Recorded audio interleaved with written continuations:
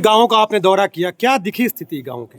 देखिए, गांव के सबसे पहले दौरे के दौरान ये पता चलता है कि पंचायत से अनुमंडल तक जाने वाली सभी सड़कें उधड़ी हुई हैं। इस पर कोई ध्यान नहीं देता है। जितने भी गांवों में मैं गया, वहां पर लगभग सभी गांवों में बड़े बड़े तालाब हैं, लेकिन उनके प्रति किसी का ध्यान नहीं। ध्यान किस बात पे है? कल कणसर गया, इतना बड़ा स्टेडियम है वहाँ पे, लेकिन उसकी हालत बहुत ख़राब है। ध्यान किस बात पे है? ध्यान है जातिगत राजनीति पे। ध्यान है कि कैसे दूसरे मासूम लोगों को किसी न किसी प्रकार के केस में फंसा देना है। मैं यहाँ पर एक एक आदमी से जाके हमारे माननीय विधायक महोदय का पोल खोलने का काम करूँगा। मैं बताऊँगा कि कुरान सरैया थाने के अंदर मासूम व्यक्ति क्यों सुसाइड करता है। उसकी आवाज़ उठानी पड़ेगी। इतने सालों के बाद भी उसके परिवार की तरफ से कोई बोलने वाला खड़ा हुआ? मैं बताऊँगा कि एक अमुक वर्ग के लड़के को, जुवेनाइल को कैसे मार मार कर जान से मार दिया जाता है। मैं बताऊंगा कि कैसे 61 प्रखंड को मास्को बनाने का प्रयास किया जाता है। जब तक मैं जिंदा रहूंगा, इस विधानसभा में दूसरा मास्को बनने नहीं दूंगा।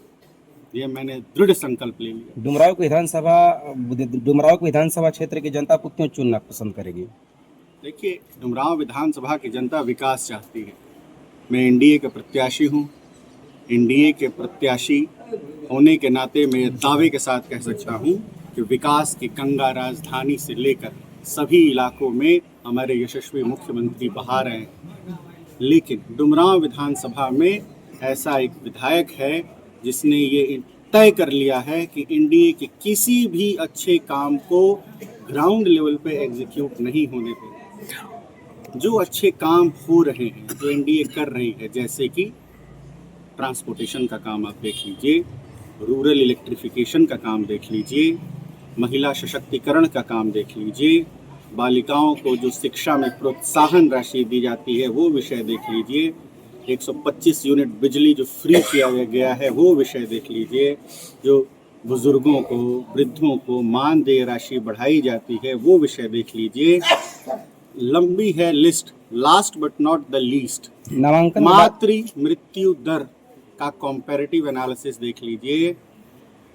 2004 में मातृ मृत्यु दर 376 थी पर 1 लाख लाइफ बर्थ, और 2025 में ये संख्या घट के 100 हो गई है और नेशनल एवरेज 93 है। ये सारे अच्छे काम एनडीए की सरकार कर रही है हमारे यशस्वी मुख्यमंत्री के नेतृत्व में, और उन कामों को ग्राउंड पे जो एग्जीक्यूट कर सके विधानसभा में, ऐसा नेता यहाँ के विधानसभा को चाहिए और वैसे नेता को जिताएंगे। ददन पहलवान भी दम भर रहे हैं कल से, और उन्होंने कहा है कि हम तो अब की बार जीतेंगे ही क्योंकि हमें बहुजनों का भी साथ मिल गया है।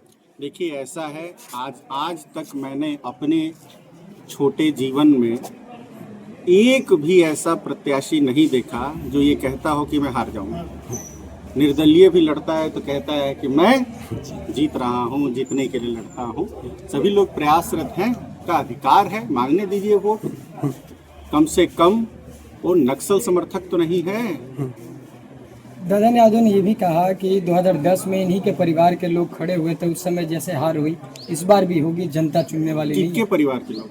आपके 2010 में मेरे परिवार से कोई भी व्यक्ति चुनाव नहीं लड़ा था। क्लियर हो गया? ऑफिशियल स्टेटमेंट 2010 में, रिपीट कर रहा हूँ, 2010 में मेरे परिवार से, मेरे खानदान से कोई भी व्यक्ति चुनाव नहीं लड़ा था। तो ददन जी को याद नहीं है? ददन जी को याद नहीं है। उनको जाके बताइए कि इलेक्शन कमीशन की साइट से डेटा निकालने, और आप लोग भी निकाल लीजिए, कोई छुपी हुई बात है क्या? जाके डेटा निकाल लीजिए। वर्तमान विधायक जी कहते हैं कि ये तो पैराशूट से आए हुए, जैसे आए वैसे ही जनता हवा निकाले। कहाँ के रहने वाले हैं विधायक जी? विधायक जी कहाँ के रहने, भाई कहाँ के रहने वाले विधायक जी? भोजपुर जिला का। क्या डुमरांव विधानसभा में आता है क्या?